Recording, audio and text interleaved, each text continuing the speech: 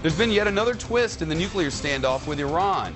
The United Nations nuclear watchdog now claims the Iranian government is once again standing in the way of inspectors and refusing to provide information as well as access to suspected nuclear sites. And now Iran's nuclear chief says his nation has every right to do exactly that. Keep in mind, the United Nations recently announced a new round of economic punishments meant to get Iran to halt its nuclear program. But so far, Iran remains defiant, vows it will not give up its atomic ambitions. With us now, international security expert and research associate at MIT, Jim Walsh. Jim has been to Iran several times, has met with President Mahmoud Ahmadinejad twice. Jim, good to see you. Good to see you, Shepard. Is this but an exercise in futility, no matter how we try? Well, it is. It does have that feeling of same song, different verse that we've been here before. You know, there have been breakthroughs in the past, then only to have things fall apart. So I don't want to, you know, be all pessimism here, but the big picture hasn't changed, which is Iran is slowly, not racing, but slowly building its nuclear capability. What changes in this report, I think, is that the IAEA, the International Atomic Energy Agency, is starting to express its frustration more and more. We saw that starting maybe 1 or 2 reports ago, and it's starting to build. Is there anything to suggest that there's anything that anyone can do about Iran? I mean, we've talked about a number of options, what they are and how poorly they might work. I just wonder if there's anything left.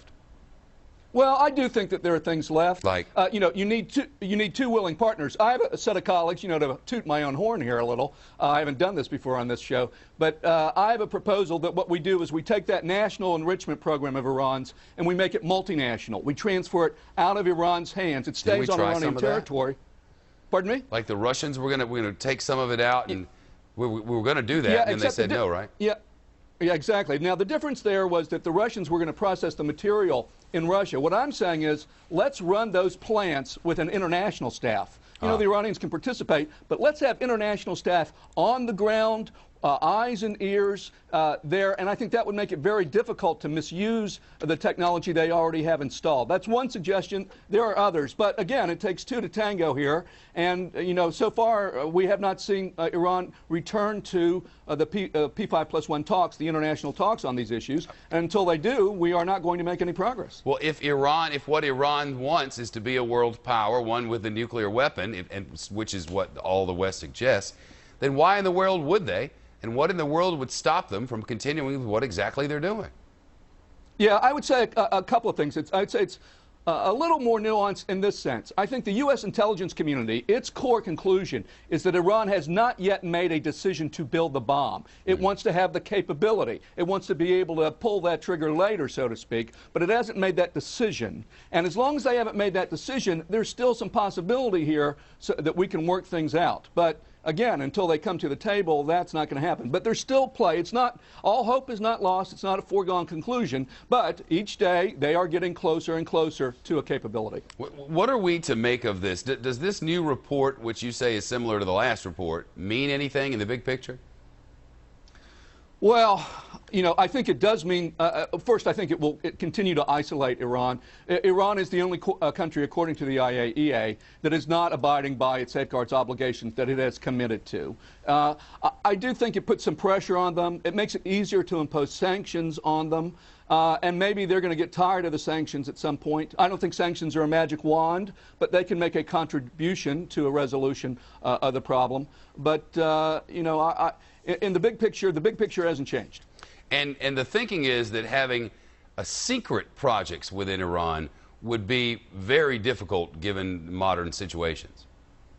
Well, you know, you always worry about that. You worry about, you know, what you don't know that's out there. But this country is the most watched country in the world. Every major intel agency in the world is watching Iran, and Iran is not nearly as close as North Korea.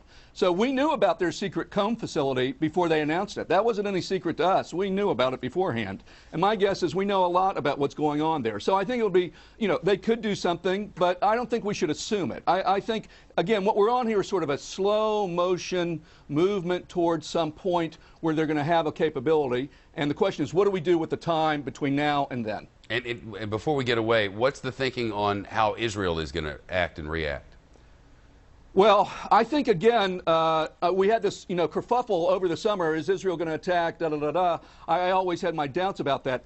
Here's the deal. As long as we have 50,000 troops in Iraq and 100,000 troops in Afghanistan, those who are targets to an Iranian retaliation after a military strike, then the U.S. military is going to tell Israel in no uncertain terms, no way.